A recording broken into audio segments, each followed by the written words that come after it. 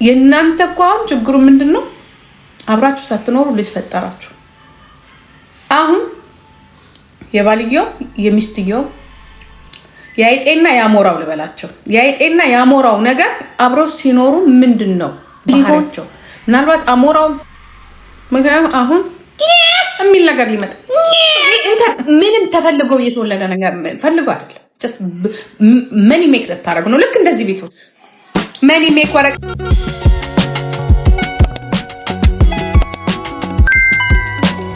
ጀግንነቱ ይሄ ነው።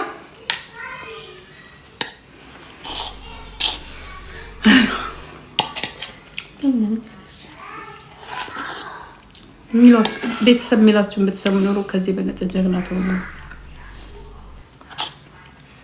ጂጂዬን የሚዳቆ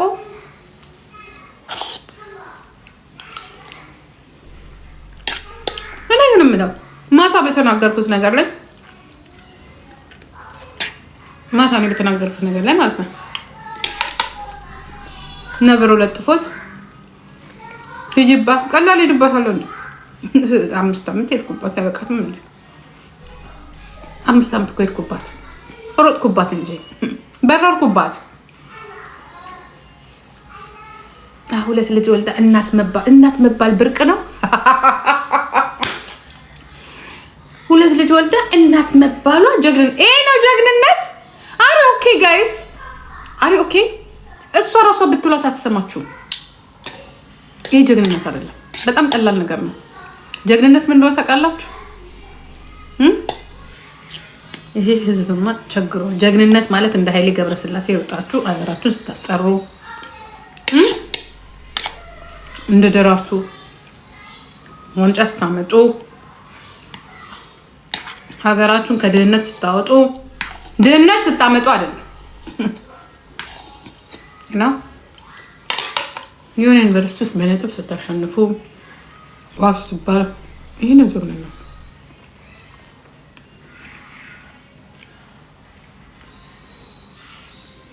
ይሄ ነው ጀግንነት። የኔ ስለሆነ ጀግንነት ጀግና የምላት ነገር የለም። የምን ጀግንነት ነው? ቤተሰብን ይዞ ገደል መግባት ነው እንዴ ጀግንነት? ሁላችሁም ከጥፋታችሁ ታረሙ። እኔ አሁን ትላንትና እቺ ትንሿ ልጅ ልክ ለሀገሯ ዋንጫ ይዛ የመጣች ይመስል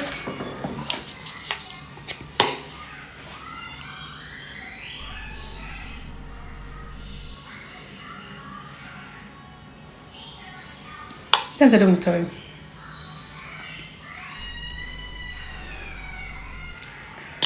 ምንድነው ጥቅማችን? እስቲ ንገረኝ።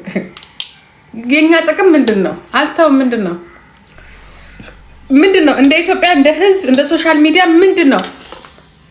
አልጋለ ትሸካሸጋለ ታረግዛ ትወልዳለ። ይሄ እኮ ዶሮም ይወልዳል። ምንድነው እንደ ትልቅ ነገር? ምን አገባሽ? የእግዚአብሔር ስጦታ ነው። ሁሉ ነገር የእግዚአብሔር ስጦታ ነው። ቡልሽት። ዩኒቨርሲቲ መግባት ሲያቅታችሁ በያንግ እድሜያችሁ ሲፈላባችሁ ዲቃላ ታመጡና ታሳቅፋላችሁ። ከዛ በኋላ እንዴ አሪ ኦኬ ጋይስ አሪ ኦኬ። ህይወታችሁን ትሰዋላችሁ፣ ልጅነታችሁን ትሰዋላችሁ።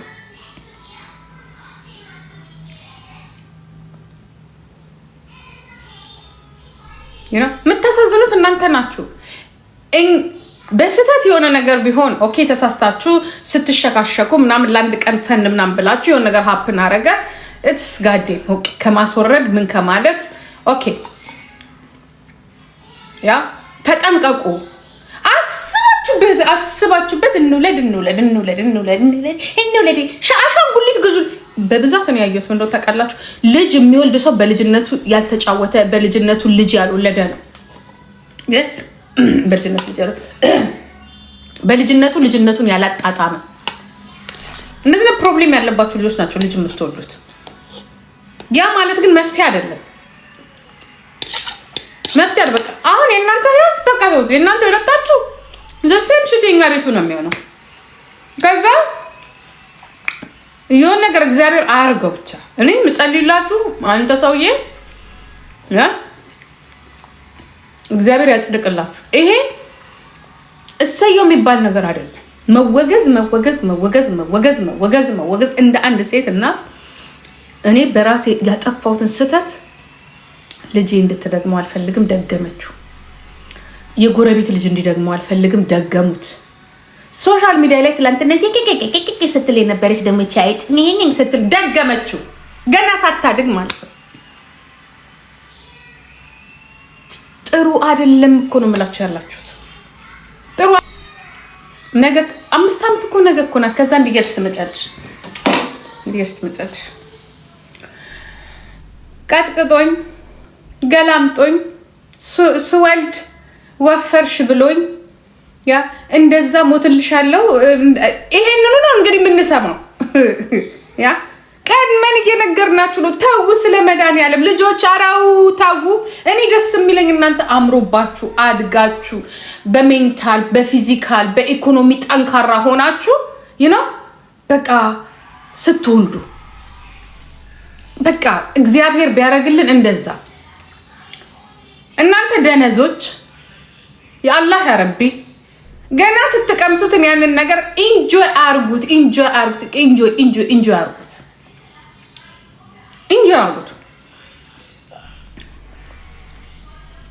አሁን ይኸውላችሁ ሳምሪዬ በቃ እንደ ሳምሪ ይሆናሉ ብለሽ ነው እርግጠኛ ነኝ። ምክንያቱም ስትጠይቁ ሰምቻለሁ ሁለታችሁ ማለት ነው። አንተ ሙጃም እሷ እንዴት ነው ዩቲዩብ የሚሰራው? ድሮ በሉበት እነዚህ ሸቀሉበት። የኔ ቤቶቹ ሸቀሉበት። ሁለቱ ሸቀሉበት፣ ኢንጆይ ያደርጉበት፣ ተጠቀሙበት። አሁን የእናንተ ምንም እኔ በሰራሁት እኮ ነው እነሱ የሰሩት የበሉት። እኔ እግዚአብሔር ምስክሬን ነው። አንዳንድ ጊዜ ይኸው አሁን አጅሬዋ ድሮ ሳትጨፍር ድሮ ቅንድብ የለም። ይኸውት አሁን ሳምሪን ይዋት እኔ ነበርኩ ቅንድብ መተከል የነበረብኝ። አጅሬዋን እንዲለጥ ብላ አሁን ሄዳ ኢትዮጵያ ያ ችርስ እኔስ ፊሎ ነይ ችርስ ነይ። ወይ ለምን ይሁን ሆኗል። መቼስ ከሆነ በኋላ አይዋጥ ሆኗል። ባይሆን እናንተ ባታረጉት ነው ያው አታርጉ። መጀመሪያ ችርስ በሉ። የሚያምረው ምንም የሚለው እኔ ለእናንተ እግዚአብሔርን ማማት አይደለም ወይ እንትን አለ ትምህርት እንዲሆናችሁ ለእናንተ ትምህርት። እኔ ድሮ ምንድን ነው ያልኩት? ሳምሪ አልኳት ነው ኢንጆይ እኔ ኢንጆይ አርጊ ትምህርትሽን ተማሪ ጎ ኤኒዌር ይከፈልልሽ። አሜሪካን ብትፈልጊ ተማሪ፣ ካነሰም ከባንክ ተበድረን እንከፍላለን። ኢንጆይ ስንላት ኢንጆይ አለች። እሺ እኔ ባልኖርስ ምንድን ነው የሚሆነው?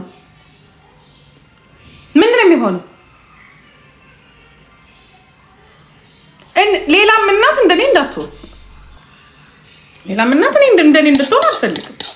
እኔ ትምህርት ልሁን ነው የምለው። እኔም ልጄም ትምህርት ልሆናችሁ ተማሩ፣ ትምህርታችሁን ጨርሱ። ከዛ በኋላ ስራችሁን ስሩና እንደፈለጋችሁ ከፈለጋችሁ 15 ውለዱ። ምክንያቱም ተነስቼ ልማር አትሉም፣ ባላችሁን አትበጠብጡም። የዚህ ቤት ጸብ እኮ ትምህርት እኮ ነው። የዚህ ቤት ጸብ እኮ ትምህርት እኮ ነው። የዚህ ቤት ጸብ እኮ ገንዘብ ስሪ፣ ሂጂ ስሪ። ኖ እኔ መማር አለብኝ። ኖ እንደ ስክላቨር መስራት አልፈልግም። ልጅሞ ልጄ ይሄ ነው እንግዲህ ጸባቸው። ሌላ እኮ ጸብ እኮ የለውም። ይሄ ጸብ ነው ነገሩን አበላሽቶ ብትንትኑን ያወጣው የቤቱ እንጂ እኮ ሁለቱም ቀድሞ ቢማሩ ኖሮ ትምህርታቸውን ጨርሰው ስራቸውን ቢሰሩ ኖሮ የሆነ ነገር ሴቭ ቢያደርጉ ኖሮ ዛሬ ሁለቱም ኦኬ። አሁን እኔ 2 ዓመት እረፍት ወስዳለሁ። ልጆቹ 3 ዓመት እስከሚሞላቸው ድረስ አንተ ስራ ነው። ደስ የሚል ኑሮ ነበረ። ምክንያቱም ፍቅሩ እንዳለ ነው። ፍቅርን የሚበጠብጠው ገንዘብ፣ ኢኮኖሚ ምናምን እኮ ነው የሚበጠብጠው። ሰላም የሚያሳጣው እሱ ነው። እኔ ወጥቼ ለስራ፣ አንቺ ወጥተሽ ስሪ። እኔ መላክ አለብኝ፣ አንተ መላክ አለብኝ። እኔ ማደግ ነው የምፈልገው፣ አንተ ከየት ማደግ? ዝም ብሎ ማደግ አለ እንዴ? ትዕግስት ያስፈልጋል። አሁን ሁለቱም ብን ብለው እሱም አረቄውን እሷም ይኸው ዱር ያልጠጡትን ችርስ ይባባላሉ። ሳምሪና ሰውየው አያችሁ። እሷም ከጓደኞቿ ጋር በቀደም መቼ ለታ ይዛ ችርስ ድሮ ነበር ቀምቅሚ ያልኳት ይችላል። ድሮ ቀምቅሚ አንቺ ልጅ ድሮ ቀምቅሚ በ19 በ20 በ21 በሚቀመቀምበት ሰዓት ቀምቅሚ አልኩኝ። ቀምቅሚ፣ ሩጪ፣ ጨፍሪ፣ ምናምን ተማሪ፣ ሁሉንም አድርጊ በዛ ሰዓት የለም።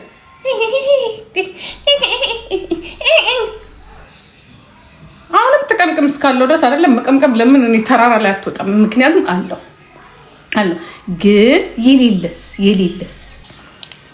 የራሱ ህይወት። እኔ አሁን እግዚአብሔር ይመስገን እግዚአብሔር ሲያመቻች እኔን ቀድሞ ጡረታ አወጣኝ። እንደ ሌሎቹ መንግስት የሚያስቸግረኝ ቢሆን ኖሮ፣ እንደ ሌሎቹ መስራት ቢኖርብኝ ኖሮ፣ እንደ ሌሎቹ የሚያሳስብ ነገር ቢኖረኝ ኖሮ ምን ነበር የሚኮነው?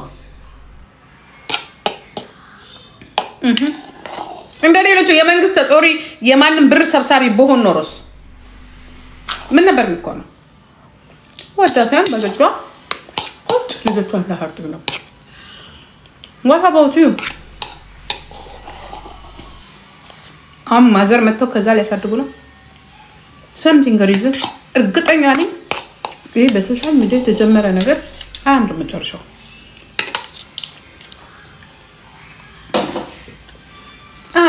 መከራ ይበዛል፣ አይን ይበዛባቸው።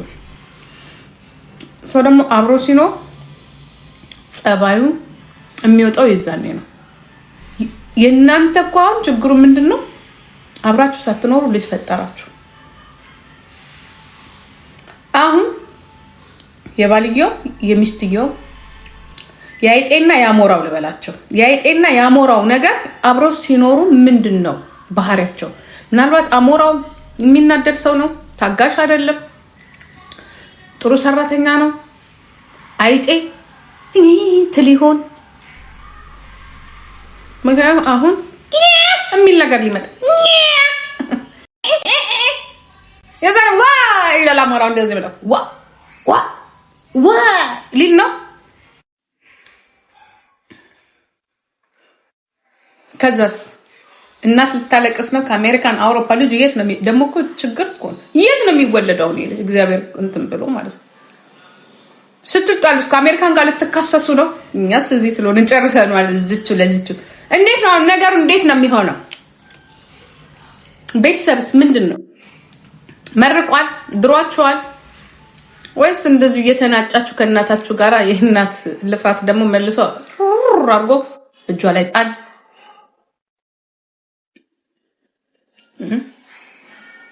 እኔ ምፈራ ይሄ ነው። እኔ በግል አናግረኛል። አንተ ሰውዬ ተጋቡ፣ ቀለበት አድርጎ ግን እንዳትወልዱ ነው ያልኩት። መድኃኒዓለም እንዳትወልዱ አልኩት። ስናወራ ግን አሞራው እንዳትወልዱ አልኩት። ልጅ ጠብቆ ስለረረረ አለ ሲያረጉ ነጮች ሲያረጉ አይታችኋል። እኔማ ሲያስጠላኝ፣ እኔማ ሲቀፈኝ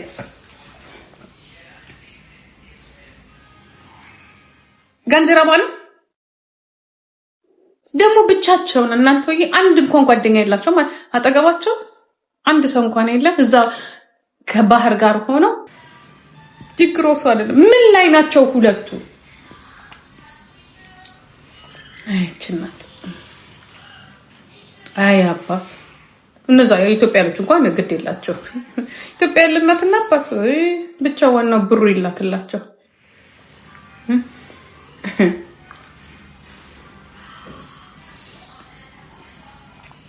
አሁን ልጁ ቤተሰብ ይረዳል አይደል?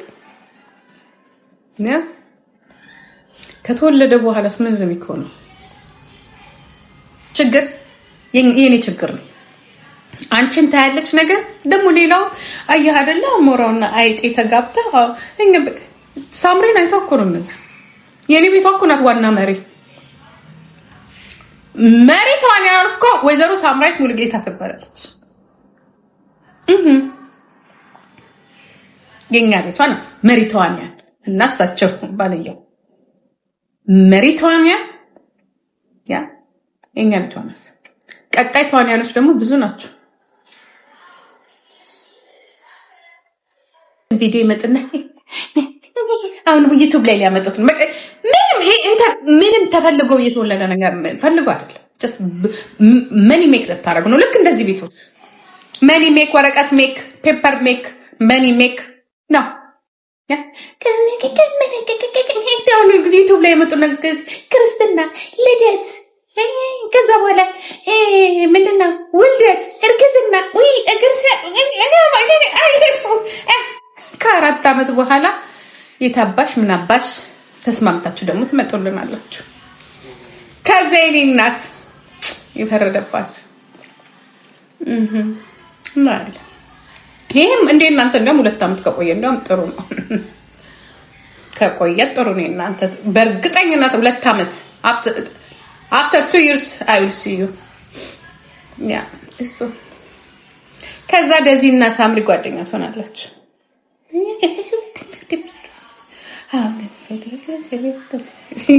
ከዛ ሞራውና ያኛው ሰውዬ ደግሞ ጓደኛ ትሆና አይ እንደበቀርበት በቃ እኮ ጥፋት ነው ትላላችሁ። ጓደኛ ይሆናሉ ከ5 ወይ ከ4 ዓመት። ለነገሩ ወንዶቹ ጓደኛ ናቸው። ቼንዋ ናት እስካሁን ጓደኛ ያሉት። ከዛ ሲጣሉ ቺን ጓደኛ ትመጣች፣ ጓደኛ ትሆኛለሽ። እሺ ከ2 ዓመት በኋላ ስልኳን ታፈላልጊና ምን ነው በነገርሽኝ የዛ ሰዓት ምን ነው እግሬን ምናምን እግሬን በስ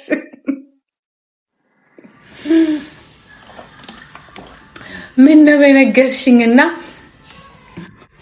ዩ ሚዲያ ግልጽ ማጨር ነገር ነው። ምንም የሚያስብል ነገር የለም። ለምን ታውቂያለሽ? ያልተጠና ፕሮጀክት ውስጥ ነው የገባችሁት። ያልተጠና ፕሮጀክት በሶሻል ሚዲያ ሆይታ እዚህ ጋር ምንም ነገር የለም ባዶ። ማናቸው ማሂና ዳጊ ደግሞ